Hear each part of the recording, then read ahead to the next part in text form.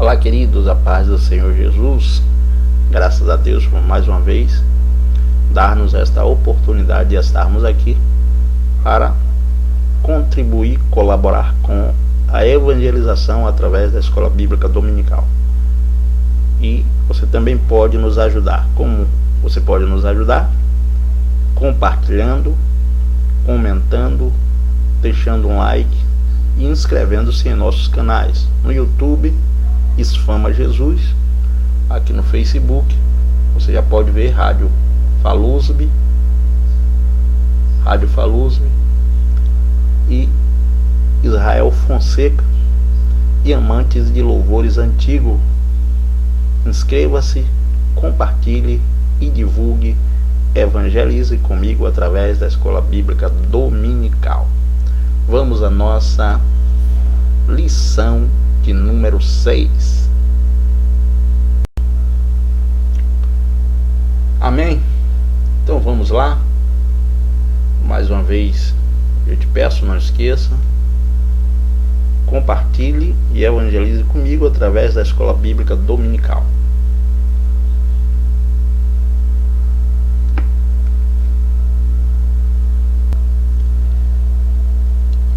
Nossa lição de hoje, estaremos estudando neste próximo domingo, tem como título Igreja, Organismo e Organização. A verdade prática nesta lição é: a igreja é um organismo vivo, contudo, como toda estrutura viva, precisa ser organizada. Vou repetir para que fique bastante entendido. A igreja é um organismo vivo, contudo, como toda estrutura viva, precisa ser organizada. Não há nenhum organismo vivo que não seja organizado. E aí, neste sentido, nós já podemos exaltar a Deus, não como pensam aqueles que são da teoria do Big Bang, que as coisas estavam desorganizadas e desorganizou-se mais ainda através de uma explosão para que viesse ser o que era hoje. Nada disso. Todo organismo vivo, ele é bem organizado, e a ciência nos mostra isso. Mas antes da ciência nos mostrar, a palavra de Deus já nos mostrou, e a igreja não é diferente.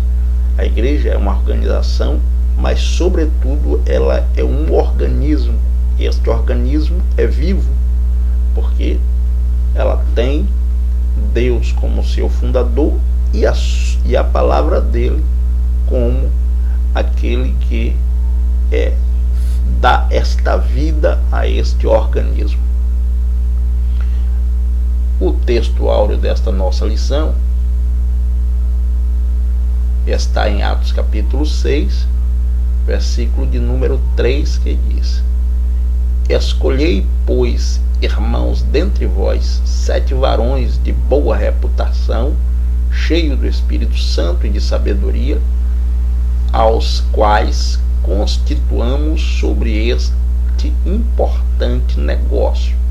E de que negócio estava se referindo os discípulos quando se reuniram neste exato momento, no momento que isso estava ocorrendo? Eles se reuniram na igreja para que soluções fossem trazidas, e a recomendação era a escolha de varões de boa reputação. Mas não somente isso, não pode ter somente boa reputação, não pode ser somente cheio de sabedoria, tem que ser sobretudo cheio do Espírito Santo. Aí sim, estes vai dar conta daquilo que é entregue para fazer dentro desta organização, que é um organismo vivo chamado igreja. Vamos seguir a nossa leitura diária, versículo a versículo, e mais uma vez eu te peço, no nome de Jesus, que você compartilhe, divulgue e evangelize comigo através da escola bíblica dominical. Na segunda-feira, a nossa meditação diária diz: Cristo é a cabeça da igreja, baseado em Efésios, capítulo de número 5, versículo de número 23, que diz: porque o marido é a cabeça da mulher, como também Cristo é a cabeça da igreja, sendo ele próprio o salvador do corpo. Observe que o apóstolo Paulo ele faz uma comparação entre o marido e a mulher, Cristo e a igreja. E dentro desta observação ele diz que Cristo é o salvador do corpo. Então, para aqueles que perseguem a igreja dizendo que a igreja e a Bíblia é machista, imagine a proteção que Cristo nos dá como igreja.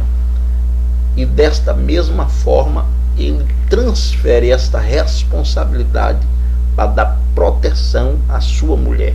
Ou seja, o homem é o protetor da mulher.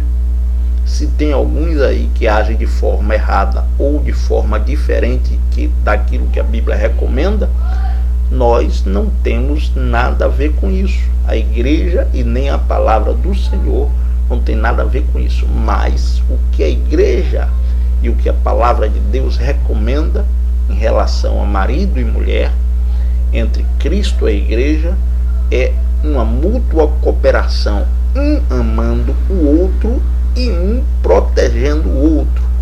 A mulher cabe o amor ao seu marido e o marido cabe amar e proteger a sua mulher. Cristo faz da mesma forma para com a igreja. Cristo não somente protege a igreja, como também ama a igreja. Foi por isso que ele disse ao apóstolo Paulo, no caminho de Damasco: Paulo, Paulo, por que me persegues? E Paulo pergunta: quem é, Senhor, que eu persigo? Porque Paulo estava perseguindo a igreja e não entendia que ao perseguir a igreja estava perseguindo Cristo. Cristo disse: eu sou Jesus a quem tu persegues. Então fique sabendo de uma coisa, você que gosta de perseguir a igreja, blasfemar, contar mentiras a respeito da igreja, se prepare. Cristo vai te pegar e o preço vai ser alto e muito caro, porque você está perseguindo a noiva do Cordeiro e a quem ele protege e ama. Mas se você não quiser sofrer a represária de Cristo, a reprimenda e o juízo, arrependa-se, porque ainda dá tempo. Ok? Vamos seguir a nossa leitura diária, versículo a versículo. Na terça-feira, a nossa meditação diária diz: a igreja como um organismo vivo, o corpo de Cristo, baseado em 1 Coríntios, capítulo 12, versículo de número 12 ao 14, que diz: porque assim como o corpo é um e tem muitos membros, e todos os membros, sendo muitos, são um só corpo, assim é Cristo também. Pois todos nós fomos batizados em um Espírito, fomos formando um corpo, quer judeus, quer grego, quer servo, quer livre, todos temos bebido de um Espírito, porque também o corpo não é um só membro, mas muitos. Por isso que nós temos que entender que nós somos corpo de Cristo, e este corpo tem um Espírito, e este Espírito é da parte de Deus. Por isso que nós temos que estar sempre humildes diante de Deus, reconhecendo as nossas fraquezas e pedindo a Ele sempre que nos dê graça para continuar fazendo parte deste corpo. Porque se não for assim, queridos, imagine agora um corpo físico, um corpo de um ser humano, quando um membro, ele seja o braço, seja dedo, seja pé, seja qualquer outro membro do corpo, que esse membro está enfermo e esta enfermidade chega ao ponto de não ter mais jeito, aquele membro, para não estragar o corpo todo, é amputado. Não é diferente conosco. Se nós, como membro, não reconhecermos que nós somos necessitados inteiramente de Deus e não nos humilharmos diante dele,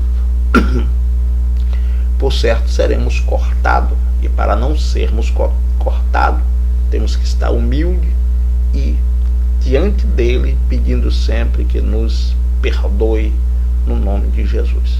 Ok? Vamos seguir. Na quarta-feira, a nossa meditação diária diz: a igreja organizada, baseada em Atos capítulo 16, versículo 4, que diz: e quando iam passando pela cidade, lhes entregava para serem observados os decretos que havia sido estabelecido pelos apóstolos e anciãos em Jerusalém. Uma das coisas que nós estamos vivendo nos dias atuais é que as pessoas, cada um querem fazer as suas coisas de qualquer forma. E estes modus operandi, eles querem trazer para dentro da igreja, como se a igreja fosse casa de mãe Joana, cada um faz o que quer, quando quer e bem quer. Não é assim. A igreja é organizada e ela tem os seus estatutos e os seus e a sua forma de trabalhar.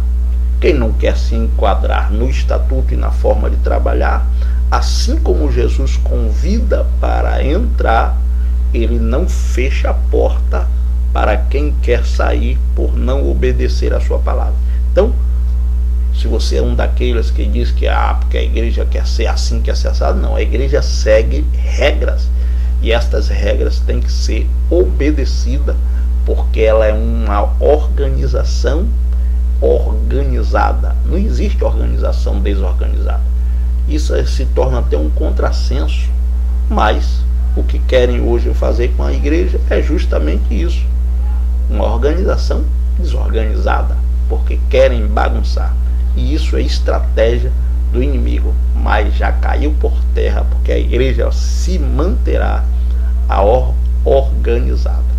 Ok? Vamos seguir. Na quinta-feira,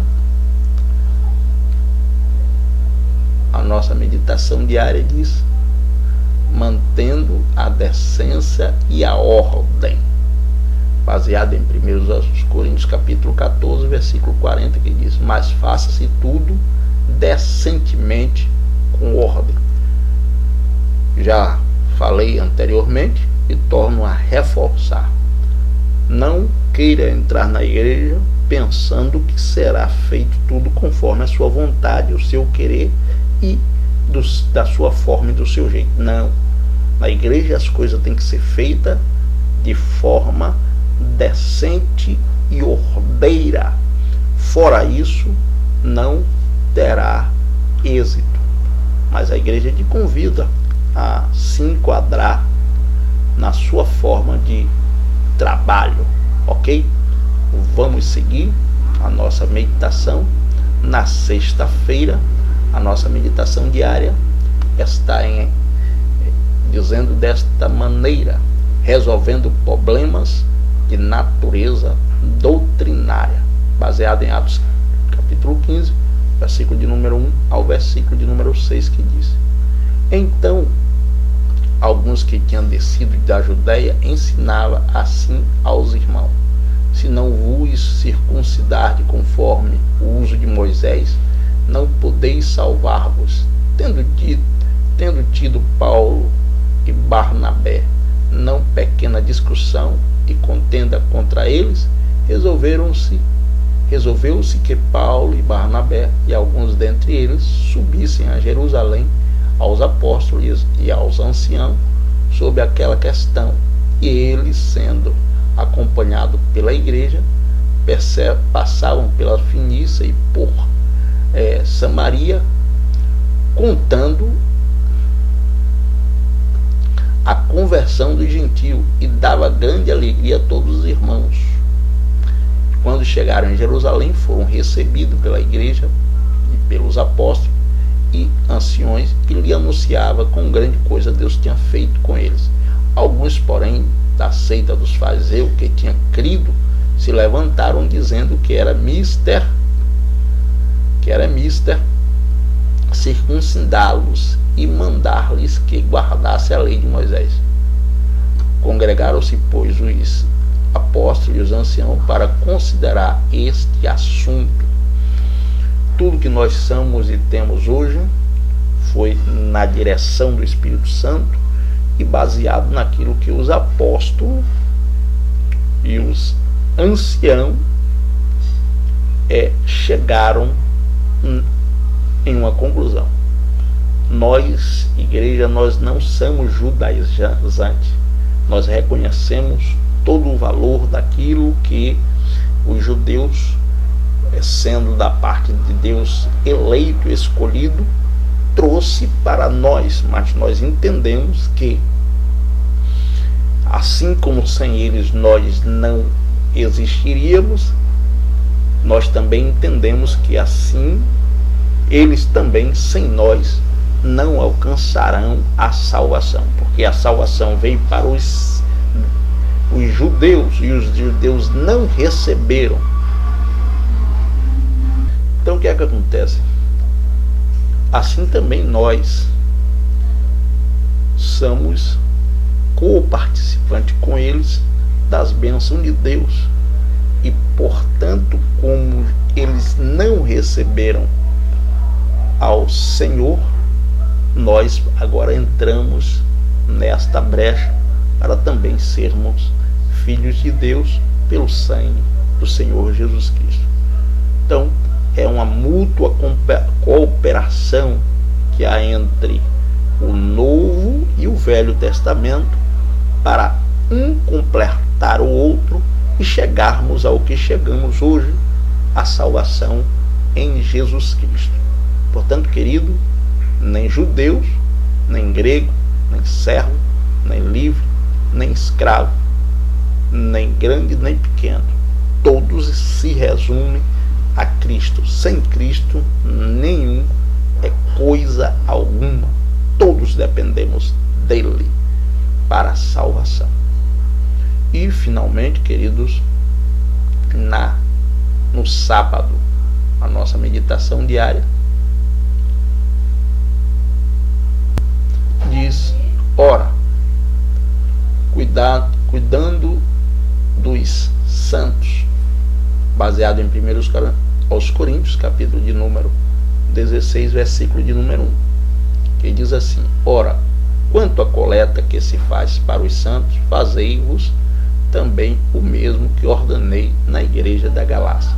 A igreja é uma organização justamente por isso, porque ela obedece aquilo que foi estabelecido e é estabelecido pela Bíblia. E uma das coisas é a ação social. A igreja também faz ação social. Não é a ação social a principal função da igreja. Mas por não ser a principal função da igreja, a igreja não se esquece de fazer isso. A igreja também faz ação social, ok? Porque a principal função da igreja é evangelizar. E quando fazemos evangelismo, na oportunidade nós também aplicamos a ação social, ajuda as pessoas, ok? Deus abençoe. Conto com a sua ajuda, com a sua participação. Até o próximo vídeo, se Deus quiser.